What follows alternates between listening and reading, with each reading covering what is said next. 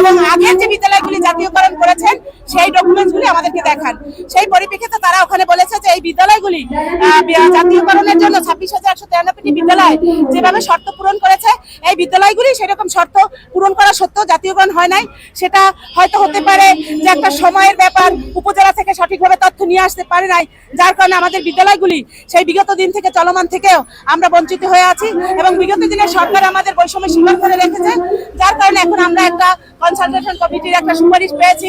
আলহামদুলিল্লাহ আমরা জানি যে এই চিঠিটার জন্য আমাদের অনেক বছর, আমাদের বছরের চেয়ে যুগ পার হয়ে গেছে। এখন আমরা একটা সুখের মুখ দেখতে পাচ্ছি। এখন আমরা আবার রাজপথে এসেছি।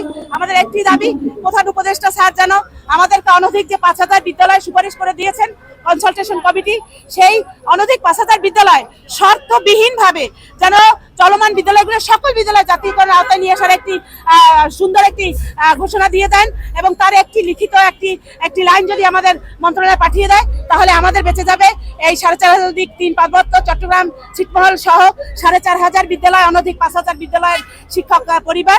এবং আমরা এই আমাদের দাবি আদায় হয়ে গেলে আমাদের বিগত দিনের যে দুঃখ কষ্ট আমরা করেছি আমাদের পরিবার নিয়ে, আমাদের সন্তানদের নিয়ে, সেই দুঃখ কষ্ট ভুলে যাব এবং আজীবন আমরা অন্তর্বর্তীকালীন সরকারকে দোয়া করে যাব।